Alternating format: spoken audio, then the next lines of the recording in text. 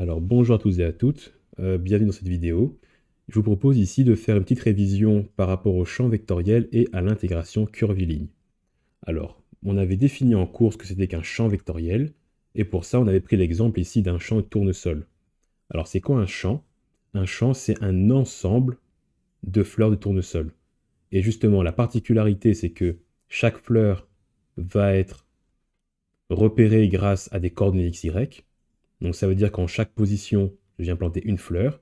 Et ce qui est intéressant, c'est que chacune de ces fleurs que je viens planter, elle va avoir une norme et une direction qui sera bien à elle. Donc par exemple, je vais avoir une longue fleur qui est assez vieille et une fleur qui est assez petite parce qu'elle est toute nouvelle. D'accord? Et du coup, chaque fleur va avoir sa norme et sa direction. Donc ça, c'était pour un champ de fleurs de tournesol. Alors imaginons que là, je vais avoir un champ vectoriel. Ça veut dire qu'en chaque position x, y, ce que je viens planter, ben, c'est pas ici une fleur, mais c'est un vecteur.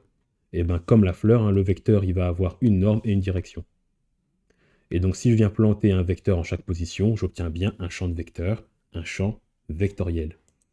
Alors ça c'était pour l'illustrer. Alors bien sûr il y a une définition beaucoup plus rigoureuse. Alors c'est quoi un champ vectoriel? Un champ vectoriel c'est une fonction qui est définie dans R³ et qui à chaque position x, y, z va attribuer un vecteur f qui dépend de x, y et z. Alors au niveau des notations, attention que lorsque ces graphes sont des vecteurs, hein, donc ici c'est comme s'il y avait des flèches, les composantes justement maintenant de mon champ vectoriel, ça va être des fonctions p, q et r qui seront des fonctions scalaires qui dépendent de x, y, z. Donc par exemple, on peut imaginer le champ vectoriel 2xy fois i plus z fois j plus par exemple 3xz fois k. Et donc je vois bien qu'en remplaçant x, y, z dans l'expression, je vais obtenir à chaque fois un vecteur f qui va être différent. Et donc voilà, sur le graphe, on voit un exemple de champ vectoriel. Alors ce que je peux faire, ben, c'est illustrer avec un vrai champ vectoriel, entre guillemets. Prenons ici le champ f qui est égal à moins y plus x. Alors ce qui est intéressant ici, c'est de se poser les bonnes questions et de se demander ben, qu'est-ce qui se passe, par exemple, quand x est positif, y est positif. Alors quand x est positif, y est positif, je suis dans le premier quadrant. Et je vois que dans le premier quadrant, lorsque x va augmenter, la composante en y va augmenter. Donc je le vois ici, hein, quand x va augmenter, la composante en j ici, qui est la composante en y, va augmenter. Et je le vois effectivement parce que si je prends par exemple les deux vecteurs ici en vert, je vois que lorsque x augmente, la composante en y a augmenté. Donc là, c'était lorsque y était égal à 0. Maintenant, qu'est-ce qui se passe quand le y va augmenter? Ben, en fait, quand y va être plus grand, je vois que si par exemple x est égal à 0 et que je fais augmenter y, je vais avoir une composante uniquement négative selon x. Donc là, je vois effectivement que lorsque x est égal à 0, ben, en fait, je vais avoir une composante en moins x ici, qui en plus va grandir au fur et à mesure que y va augmenter. Et donc ça, c'était pour l'intuition. Alors on peut s'amuser ici à tracer un tableau. Donc ici, c'est l'entrée de la fonction, hein, c'est l'input. Et là, j'ai la sortie de la fonction. Donc en entrée, j'ai bien des positions x, y, qui sont les points de mon plan. En sortie, j'ai bien des vecteurs f. Et à chaque fois, je peux calculer les composantes du vecteur. Et donc en le traçant, ça me permet du coup de tracer le champ vectoriel moins yx. Et donc pour reprendre la notation de tout à l'heure, moins y, c'est ce qu'on va appeler P, et x, c'est ce qu'on va appeler du coup Q. Et donc mon champ vectoriel, c'est bien PQ. Et s'il y avait R, ben, il aurait été PQR. Alors par la suite, on avait étudié des champs vectoriels qui étaient assez particuliers. C'était les champs vectoriels conservatifs. Alors, c'est une notion qui est hyper importante pour la suite des cours. Un champ est conservatif si l'intégrale ne dépend pas du chemin. Donc si son intégrale curviligne selon C1 est égale à son intégrale curviligne selon C2. Et ça doit être valable pour tous les chemins C1 et C2. Alors, le problème de cette définition, c'est que des chemins C1 et C2, il y en a en fait une infinité. Donc pour vérifier que l'intégrale ici est égale, il faudrait prendre tous les chemins C qui existent, ce qui en pratique est impossible. Alors c'est pour ça qu'au cours, on avait vu une autre manière de le définir. On avait dit, bah tiens, prenons ici une courbe fermée. Donc je prends ici un chemin C. Donc ici qui fait le tour. Hein. Donc je vais de A, je passe par B, puis je reviens vers A. Et ce chemin C, on l'avait découpé en deux chemins. On avait dit que c'est un chemin C1 auquel je venais ajouter un chemin C2. Alors du coup, je peux dire que l'intégrale sur C, ça va être l'intégrale sur C1 plus l'intégrale sur C2. Et alors maintenant, imaginons que je vais intégrer non pas selon C2, mais selon moins C2. Alors c'est possible, sauf que pour intégrer selon moins C2, ce que je fais, c'est que je pars de A vers B en allant dans l'autre sens. Donc là, je viens de définir le chemin moins C2. Alors, je peux remplacer l'intégrale sur C2 par moins C2 s'il y a un moins qui apparaît. Donc là, j'ai l'intégrale sur C1 moins l'intégrale sur moins C2. Or, en français, qu'est-ce que j'ai? L'intégrale sur C1, c'est l'intégrale qui part de A vers B, en passant par en dessous. L'intégrale sur moins C2, c'est l'intégrale qui part également de A jusque B, mais en passant par au-dessus. Et donc, vu que mon champ est conservatif, je vois que l'intégrale sur C1 est égale à l'intégrale sur moins C2. Donc là, j'ai 0. Et donc là, c'est l'intégrale sur une boucle fermée. Donc par définition, si mon champ est conservatif, l'intégrale de FDR sur une boucle fermée doit être égale à 0. Voilà, donc ça, c'est déjà une condition qui est un peu plus facile à vérifier. Alors par la suite, on avait vu encore une autre condition. Hein. On avait dit que par définition, si le champ f est conservatif, alors il existe une fonction petit f telle que mon champ vectoriel grand F soit le gradient de f. D'accord? Donc ça veut dire concrètement que donc mon champ f de coordonnées PQR, donc on va se limiter ici à des champs vectoriels à deux dimensions, ben en fait ça va être donné ici par la dérivée partielle de f par rapport à x, dérivée partielle de f par rapport à y. Parce que je rappelle que le gradient, c'est un vecteur qui contient toutes les dérivées partielles. Et donc ça me permet de dire que P est égal à la dérivée de f par rapport à x. D'accord? Donc la composante en x de mon champ vectoriel, c'est la dérivée partielle de la fonction par rapport à x. Et de la même manière, je peux dire que q, ça va être la dérivée partielle de f par rapport à y. Donc la composante en y de mon champ vectoriel est égale à la dérivée partielle de f par rapport à y. Et là, on avait fait un truc un peu étrange. On s'était dit, tiens, qu'est-ce qui se passe si je calcule dp par rapport à y? Ben, calculer la dérivée de p par rapport à y, ça revient à calculer la dérivée seconde de f par rapport à y par rapport à x. Mais là, on avait vu à la vidéo précédente le terme de Clairaut qui disait que dériver par rapport à y puis par rapport à x ou inversement, ça ne changeait rien. Donc ça veut dire que mon intégrale, enfin ma dérivée, pardon, peut se réécrire comme étant la dérivée de f par rapport à x par rapport à y. Et ça, qu'est-ce que c'est? En fait, c'est la dérivée de q par rapport à x. Parce que ça, je peux le réécrire comme étant la dérivée par rapport à x de la dérivée de f par rapport à y. Or, la dérivée de f par rapport à y, c'est précisément ici q. Donc en fait, ça vaut dq dx.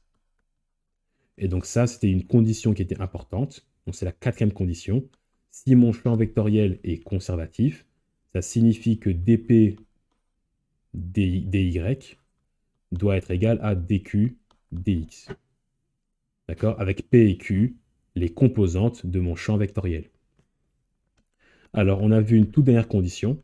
Si le champ f est conservatif, alors son rotationnel doit être égal au vecteur nul. D'accord? Donc, le rotationnel, pour rappel, c'est le produit vectoriel de nabla avec f. Et ça, je vous dis que ça doit être égal au vecteur nul. Alors ici, j'ai parlé de gradient, de rotationnel. Alors faisons, donc c'est une transition parfaite pour la suite. Donc le rotationnel et le gradient sont ce qu'on appelle des opérateurs différentiels. Donc on avait défini l'opérateur nabla. Nabla, ben, c'est le delta à l'envers, c'est un opérateur. Donc attention que là, je ne dérive pas vraiment, j'ai pas df dz par exemple, hein, j'ai juste la dérivée par rapport à z. Donc c'est l'opération de dérivation. Donc c'est un vecteur qui contient l'opération de dérivation. Et dépendamment de comment on va le manipuler, ben on va définir ce qu'on va appeler des opérateurs différentiels. Alors, le premier opérateur, c'était du coup nabla qui était directement appliqué à f. Donc ça, c'est ce qu'on avait appelé le gradient. D'accord? Donc le gradient, c'est un vecteur qui, si vous vous souvenez bien, il pointait vers la direction vers laquelle la dérivée directionnelle était maximale. Alors maintenant, imaginons que je vais appliquer nabla, alors non pas sur une fonction scalaire, mais sur un champ vectoriel, et je calcule ici en produit scalaire. Là, j'obtiens ce qu'on va appeler la divergence. Et si par contre je calcule nabla en produit vectoriel avec f, donc avec f ici un champ vectoriel, attention, j'obtiens ici le rotationnel. Alors pour rappel, le rotationnel, c'est un opérateur différentiel qui mesure le spin des particules. Donc imaginons un écoulement d'un fluide, et ici mes particules d'eau tournent sur elles-mêmes. Alors ici, je vais avoir ici un rotationnel non nul si j'ai un mouvement de rotation de la particule par rapport à elle-même. Et justement l'axe, donc ici l'axe qui ici sort du plan, donc l'axe de rotation, c'est l'axe du rotationnel. Alors la divergence, c'était un peu différent. La divergence, elle mesurait en fait la tendance d'un point à être une source ou une espèce de robinet. Donc lorsque la divergence était positive, j'avais ici du flux qui sortait de la charge, alors que lorsqu'elle est négative, mon champ vectoriel, il rentrait ici vers la charge. Alors il existe un tout dernier un petit peu à part, c'est le Laplacien. Alors le Laplacien, c'est quoi? C'est simplement nabla au carré. Donc en fait, lorsque je vais appliquer nabla deux fois sur une fonction, j'obtiens ici le Laplacien. Et donc là, en fait, c'est quoi? C'est simplement la dérivée seconde ici de ma fonction. D'accord? Donc je fais ça pour x, pour y et pour z.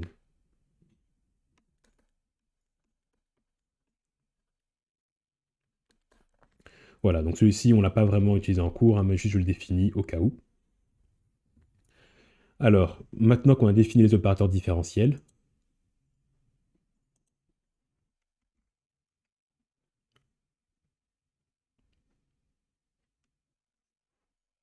je vous propose ici de les illustrer. Donc là, par exemple, ce que je vais avoir, c'est le rotationnel. Donc qu'est-ce qu'on voit? On voit que sur ma charge, que sur la particule ici, je vois que si je me penche un petit peu, elle est soumise à un mouvement de spin, donc elle tourne sur elle-même. Et je vois que perpendiculairement au plan de rotation, je vais avoir ici le vecteur rotationnel. Donc attention que curl ou rotationnel, c'est la même chose, hein. Donc le rotationnel de f, c'est nabla en produit vectoriel avec f. Et donc pour illustrer ça, je vous ai pris un exemple de mécanique des fluides. Donc imaginez un profil de vitesse où ici il y a un écoulement de fluide sur un mur. Ben, en fait, avec le frottement, les particules qui sont proches du mur, elles vont rouler sur elles-mêmes. D'accord? Donc ces particules-là sont soumises à un rotationnel qui est non nul. Donc là, l'écoulement est dit rotationnel. Mais lorsque je vais sortir de la couche limite, ben je vois que mes particules ne vont pas tourner sur elles-mêmes, hein. Donc ici, le mouvement va rester rectiligne, mais j'ai plus ce mouvement de spin. Donc là, l'écoulement est dit irrotationnel.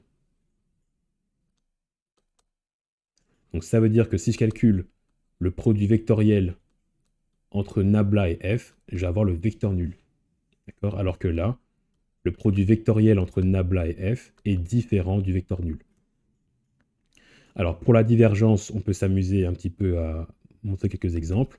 Donc comme j'expliquais, lorsque le champ vectoriel il va émaner du point ici, donc c'est une source, et alors la divergence est positive. Si les vecteurs ils vont vers la source, alors là c'est ce qu'on appelle un point sink, hein, un robinet en anglais, et là je vois que la divergence elle est nulle. Elle est négative, pardon. Et le cas où la divergence elle est nulle, c'est lorsque tout ce qui rentre est égal à tout ce qui sort.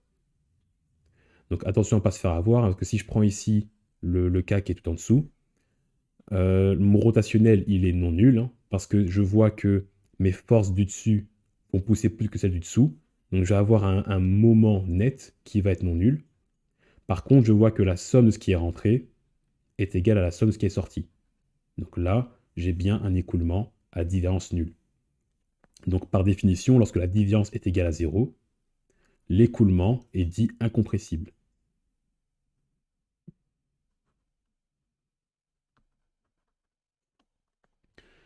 Donc ceci met fin aux opérateurs différentiels.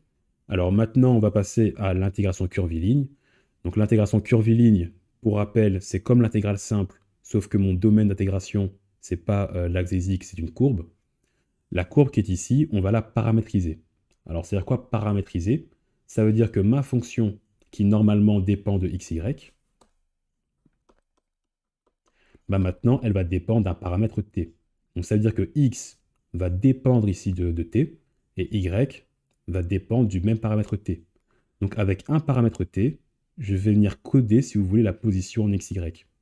Et donc maintenant, chaque point, au lieu d'avoir une coordonnée xy, bah en fait, il va avoir une coordonnée t. D'accord? Donc t, ça va devenir la nouvelle adresse de mon point. Et alors, comment est-ce qu'on fait de manière pragmatique pour paramétriser? Bah, il y a plusieurs cas possibles, hein. Donc je vais prendre le premier cas. Imaginons que je veux calculer l'intégrale curviligne sur un segment de droite. Je vais partir ici de l'équation vectorielle de la droite. Donc moi, ce que je veux, c'est définir la position du point P de coordonnées x, y, z. Donc pour ça, je vais définir un vecteur R. R, si vous voulez, c'est une espèce de vecteur mobile, hein. Donc chaque fois que R va se déplacer, il va venir placer un point sur la droite. Donc ça veut dire que pour paramétriser, chaque fois que t va changer, R va changer. Et donc à chaque fois, je vais me retrouver avec un nouveau vecteur R. Donc ça, c'est un petit peu l'idée du vecteur R. Alors ce vecteur R, je peux appliquer le théorème de Schall. Je vois que pour aller de l'origine jusqu'au point P, X, Y, Z, je peux d'abord aller jusqu'au point initial R0. D'accord? Donc on me donne ici un point P0 qui appartient à la droite. Donc en suivant R0, théorème de Schall, je suis sur la droite. Ensuite, pour atteindre du coup le point P, je dois rajouter ici le vecteur A. Et le vecteur A, qu'est-ce que c'est? Ben, en fait, c'est le point d'arrivée moins le point de départ. Donc maintenant, avec ce constat-là, je vais pouvoir écrire l'équation vectorielle de la droite. Donc imaginons qu'on me donne un point P0 et un point P1. Donc le point P1 est ici. Je vais donc pouvoir définir un vecteur R1. Donc je sais que le vecteur directeur de la droite, donc le vecteur V qui est ici, le vecteur directeur, ça va être R1, le point d'arrivée, moins R0. Voilà, comme ça, pour ma droite, j'ai le vecteur directeur. Donc maintenant, j'ai appliqué le théorème de Schall. Je sais que R, c'est R0 plus T R1 moins R0. Donc ça veut dire que je définis mon vecteur directeur et je fais T pas. D'accord? Donc T, c'est le nombre de pas que j'ai dû effectuer sur ma droite. Alors ce que je vais faire maintenant, c'est que je vais distribuer ici le T.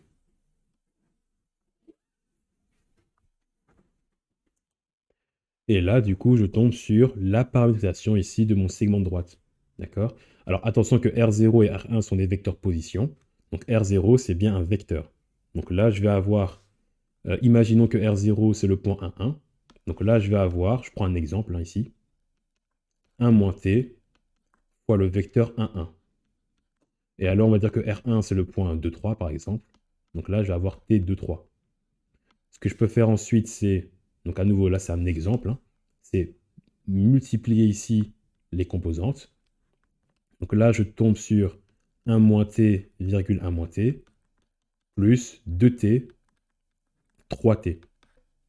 Et pour finir, les composantes en x peuvent être sommées entre elles. Donc je vais avoir 2t moins t, donc ici t plus 1. Et là, je vais avoir 3t moins t, donc 2t plus 1. Et ceci, c'est la paramétrisation ici de mon segment de droite. Et alors pour bien comprendre, ceci, c'est mon x de t. Donc c'est le x paramétrisé grâce à t. Et ceci, c'est mon y de t. Alors, dernier détail important, mon paramètre t ira toujours, ça c'est une règle, quand c'est un segment de droite, il ira toujours de 0 jusqu'à 1. En effet, qu'est-ce qui se passe si je mets t est égal à 0? Alors si t est égal à 0, je vois que j'ai le point ici 1, 1. Et 1, 1, dans mon exemple, c'était du coup le point de départ. Si t est égal à 1, qu'est-ce que j'ai? Je vais avoir 2 et ici 3. D'accord? Et 2, 3, qu'est-ce que c'est? C'est mon point d'arrivée. Donc je vois bien que le point de départ, c'est t est égal à 0. Le point d'arrivée, c'est t est égal à 1. Et donc tous les points qui sont intermédiaires, ils ont un t qui est compris entre 0 et 1. Donc ça, c'était un premier exemple de paramétrisation. Donc j'ai paramétrisé les coordonnées x, y grâce à t. Imaginons maintenant que je veux faire la même chose avec un cercle. Alors le cercle, c'est pas compliqué, hein. Je vais définir mon paramètre t. Donc il faut se poser la question, quel paramètre je vais pouvoir prendre pour, avec un seul paramètre, définir la position du point A, donc la position x, y. Alors là, je vois que vu que le rayon est constant, donc si j'ai un rayon R, ben je vais tout simplement prendre ici t, qui sera l'angle. Et donc là, si je fais la trigonométrie, je vois que x, ben en fait, c'est la projection de R sur l'axe des x, donc c'est R cos t. Y, ce sera R sin t. Et maintenant, dépendamment du fait que je vais faire un tour complet ou pas, ben mon angle T va être compris entre en fait, l'angle initial jusqu'à l'angle final. Et alors là, je vous ai mis une variante. Imaginons que j'ai un cercle ici. Donc là, je suis à droite, hein, donc je prends l'exemple ici de la spirale. Je vois que dans le plan XY, ma spirale, c'est un cercle. La particularité, c'est que ce cercle, en fait, il grandit. D'accord? Donc le rayon n'est pas constant. Donc contrairement à l'exemple que j'ai pris tout à l'heure, le rayon R n'est pas constant. Je vois que le rayon, il va augmenter au fur et à mesure que t va augmenter. Et donc du coup, si je veux paramétriser ici une spirale, donc là, il faut réfléchir un petit peu, ben je vois que ça va ressembler à un truc du style x qui sera égal à t cos t, puisque je sais que ce qu'il y a devant le cosinus, c'est le rayon, et que le rayon varie de manière linéaire. Y, ce sera t sin t, même logique, hein, le t qui est devant le sinus, c'est le rayon. Et je vois que z sera égal du coup à t. D'accord? Et donc au fur et à mesure que t va augmenter, je rappelle que du coup si t c'est l'angle, je vais monter sur l'axe des z et je vais commencer à faire des tours. Donc voilà, ça c'était un exemple concret de comment est-ce qu'on fait pour paramétriser. Maintenant que j'ai paramétrisé, ce que je vais faire, c'est injecter la paramétrisation à l'intérieur de ma fonction. Donc là, je rappelle que l'intégrale curviligne, c'est une intégrale simple. L'intégrale simple de f dx, ça calcule bien une surface. D'accord? C'est la surface qui est en dessous de la courbe f. Là maintenant, si je prends que mon domaine d'intégration, ce n'est plus l'axe des x, mais c'est une courbe C. Donc la courbe C, elle est ici en orange, hein. Donc ma courbe C, c'est mon nouveau domaine d'intégration. L'intégrale curviligne sur C, ce que je vais devoir faire d'abord, c'est paramétriser du coup f. Donc là, je me retrouve avec f, x de t, y de t, fois maintenant mon élément ds. Et ds, ça va être quoi? Ça va être un petit bout de courbe. D'accord? Donc l'élément ds que j'ai représenté ici en vert, là. Donc là, j'ai fortement zoomé, hein. Et mon élément ds, le petit bout de domaine d'intégration, c'est ça. Donc c'est le petit bout ici qui est là. Alors comment je peux calculer mon ds? Je vois ici que je peux appliquer la relation de Pythagore, hein. Si ds est suffisamment petit, je peux le modéliser comme étant un segment de droite. Donc là, je me retrouve avec ds au carré qui est égal à dx au carré plus dy carré. Alors maintenant, je vais faire un petit subterfuge, hein. Ce que je vais faire, c'est que je vais tout diviser par dt au carré. Et faire fois du coup dt au carré. Comme ça, en fait, au final, je me retrouve avec ds qui sera égal à la racine carrée de dx sur dt au carré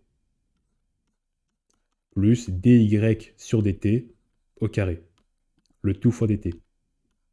Et donc ceci, c'est l'expression générale de l'intégrale curviligne, intégrale qui calcule du coup la surface de la paroi suivant la courbe. Et donc là, maintenant, j'ai trouvé l'expression générale de l'intégrale curviligne d'une fonction. Donc c'est ici. Ceci, il faut reconnaître que c'est Pythagore. Alors, remarque importante, en termes de notation, on va souvent dire que x de t, y de t, c'est la paramétrisation r de t. Donc ça, notez-le en rouge, ça c'est important. R de t, c'est le vecteur position, donc le vecteur x de t fois 1x, plus y de t fois 1y. D'accord? Donc ça va être ma paramétrisation R. Alors là, il y a un truc qui est un peu particulier, c'est que là, j'ai calculé par rapport à ds, mais parfois, je veux calculer l'intégrale curviligne, mais quand même selon dx et selon dy. Donc pour ça, il faut que je trouve un lien entre dx et dt. Donc ce que je vais faire, c'est que je vais dériver. Donc je sais que x' de t, par définition, c'est dx sur dt. Donc je sais que mon élément dx, ça va être x' fois dt. D'accord? Ce qui est écrit ici. Donc ça, c'était pour calculer l'intégrale curviligne d'une fonction. Mais il va y avoir des situations où je vais vouloir calculer l'intégrale curviligne d'un champ vectoriel. Donc on se rappelle en stabilité, on avait calculé, ou en dynamique plutôt, le travail. Donc le travail, imaginez que vous avez une masse sur des roulettes que vous poussez sur une pente d'angle θ. Alors pour calculer le travail, ce qu'on faisait, c'est qu'on prenait la force en produit scalaire avec le déplacement. Alors le truc, c'est qu'en dynamique, le cas était assez simple, parce que la force, elle était constante, comme par hasard, et en plus, le domaine d'intégration, c'est-à-dire la courbe que je vais venir parcourir, c'était une droite. Et donc du coup, je me retrouvais simplement avec f fois la distance. Mais imaginons que je vais faire comme sur le schéma, je calcule le travail d'un champ de force. Alors déjà, les forces, elles sont variables, c'est-à-dire que la force au sommet n'est pas égale à la force en dessous. Donc elles sont variables en norme et en direction. Et en plus de ça, je ne vais pas intégrer selon une belle droite, je vais intégrer selon un arc de cercle, par exemple. Là, du coup, pour calculer le travail d'une force, ça va être la force en produit scalaire avec le petit déplacement. Et donc maintenant, si je veux calculer le travail total, W, ça va être l'intégrale de f dr. D'accord? Avec dr qui va être un petit bout de courbe. Et donc je sais que le travail, du coup, c'est l'intégrale de la force fois le déplacement. Le déplacement, en fait, il va y avoir deux composantes. Il va y avoir une direction au déplacement et il va y avoir une norme. Donc la norme du déplacement. La norme du déplacement, ça va être l'élément ds. Élément ds qu'on a calculé tout à l'heure grâce à Pythagore. Et la direction du déplacement, je vois qu'elle est tangent à la courbe. Donc ici, je vais définir le vecteur t. Le vecteur t, qu'on peut également noter un t, ça va être le vecteur tangent unitaire. Et donc ça me donne du coup la direction. D'accord? Donc la direction ici, le sens du déplacement. Alors si c'est un vecteur qui est tangent unitaire, il me faut du coup un vecteur tangent que je vais normaliser. On sait que par définition, la dérivée de la courbe, elle est tangente à la courbe. Donc si je prends la dérivée divisée par la norme, j'obtiens bien un vecteur tangent unitaire. Et donc maintenant, ce que je peux faire, c'est remplacer ça dans mon équation. Et là, je me rends compte de quoi? Je me rends compte que la norme de R', donc qui était apparue ici, donc là, en fait, c'est quoi? Ça, je peux dire que c'est la norme de R'. Pourquoi je peux dire ça? Parce que R, ça va être du coup x de t, y de t. Donc si je calcule maintenant R', mon vecteur R', ça va être x', y'. Et donc si je calcule ici la norme de R' de t, je me retrouve bien ici avec la racine carrée des composantes au carré. Donc ça me donne bien ici la racine carrée de x' par rapport au temps au carré plus y' par rapport au temps au carré. D'accord? Et donc ça, je viens de démontrer que là, j'ai bien la norme de R'. Donc la norme de R', elle est là. Elle va se simplifier du coup avec la norme de R' qui était apparue ici pour normaliser mon vecteur tangent. Et ceci me permet de trouver la formule générale pour calculer l'intégrale curviligne d'un champ vectoriel. L'intégrale curviligne d'un champ vectoriel, c'est l'intégrale de ce champ vectoriel paramétrisé avec mon vecteur R. Je rappelle que le vecteur R, c'est un vecteur position, paramétrisé avec t, en produit scalaire, donc tout ça c'est un produit scalaire, avec la dérivée de la paramétrisation, le tout fois dt. Et les bornes que je vais avoir, du coup, ce sont les bornes en t. Donc attention que là, j'ai bien deux intégrales curviligne différentes. L'intégrale d'une fonction scalaire, que je calculais du coup grâce à Pythagore. Donc on paramétrise la fonction et on fait fois l'élément ds qu'on trouve grâce à Pythagore. Et je vais avoir l'intégrale curviligne d'un champ vectoriel, qui va être ma fonction, mon champ vectoriel paramétrisé, en produit scalaire avec la dérivée du vecteur ici position paramétrisée. Alors, dernière étape, ce que je peux faire maintenant, en fait, c'est remplacer les choses par leurs expressions. Je sais que le champ vectoriel, comme je l'ai vu en début de vidéo, par définition, c'est PQR. Donc ça, c'est la notation générale. Et mon vecteur R', je l'ai démontré, c'est le vecteur X', Y', Z'. Étant donné que R, c'est X, Y, Z. Donc maintenant, je peux effectuer mon produit scalaire. Alors le produit scalaire, je vais prendre P, le multiplier par X', Q fois Y' et R fois Z'. Donc si je le fais, je tombe sur la dernière intégrale qui est ici. Et là, il faut que je me rappelle du slide précédent où je vais calculer l'intégrale d'une fonction fois dx. Parce que oui, mon champ vectoriel, ses composantes, ce sont des fonctions. Donc P, Q et R sont des fonctions. Donc l'intégrale de P fois X' dt, c'est bien l'intégrale curviligne d'une fonction. Or, on se rappelait que X', c'était dx sur dt, ce qui signifie que dx, c'est X' fois dt. Donc là, je me rends compte que mon élément dx, ici, c'est X' fois dt. Or, ça tombe bien parce que mon X' fois dt, il est là. Là, j'ai X' fois dt. Et donc tout ça, ça va devenir du coup dx. Et donc là, qu'est-ce que j'ai en dernière expression? L'intégrale curviligne de mon champ vectoriel f, en fait, c'est l'intégrale de p dx plus q dy plus r dz. Parce que là, je vais avoir y' dt et z' dt. Et donc ça, du coup, p, q et r, ce sont les composantes, qui sont des fonctions, du coup, des fonctions scalaires. Ce sont les composantes de mon champ vectoriel. Et donc, pour résumer, je vais avoir deux formules différentes pour calculer l'intégrale curviligne d'un champ vectoriel. Soit je calcule l'intégrale de p dx, q dy, r dz avec p, q, r qui sont les fonctions qui me permettent de définir mon champ vectoriel. Soit je calcule l'intégrale de mon champ vectoriel paramétrisé avec le vecteur r de t. Donc c'est le vecteur x de t, y de t. En produit scalaire avec la dérivée de la paramétrisation. D'accord? Et le tout fois dt. Ça, pour rappel, ça avait du constat que pour calculer un travail, il fallait faire f en produit scalaire avec TDS. Il me reste un dernier concept à voir pour l'intégration curviligne. C'est le théorème fondamental de l'intégration. Donc si vous vous souvenez, au Q1, vous avez vu normalement l'intégrale de f' de x dx. Quand j'avais des bornes qui allaient de a jusqu'à b, en fait, l'intégrale d'une dérivée, c'est la fonction. D'accord? C'est la fonction au point d'arrivée moins la fonction au point de départ. Il va y avoir du coup un concept analogue ici en intégration curviligne.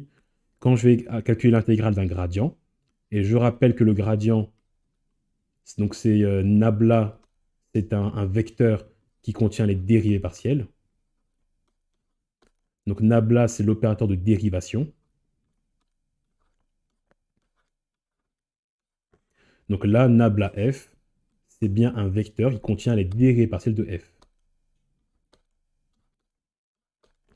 Donc là, c'est un petit peu l'équivalent de mon f', hein. Et donc l'intégrale d'une dérivée, entre guillemets, ça va me donner ici le point d'arrivée, donc la fonction au point d'arrivée moins la fonction au point de départ. Et donc ça, c'est puissant parce que imaginez que vous ayez un champ vectoriel f, que je vous dis que ce champ est conservatif et que du coup, il peut s'écrire comme étant le gradient d'une fonction. Si vous connaissez la fonction, au lieu de calculer l'intégrale de f, vous pouvez calculer l'intégrale du coup du gradient de f, et ceci, ça va vous donner la fonction au point d'arrivée moins la fonction au point de départ, au lieu de calculer l'intégrale curviligne, comme on l'a vu au stade précédent.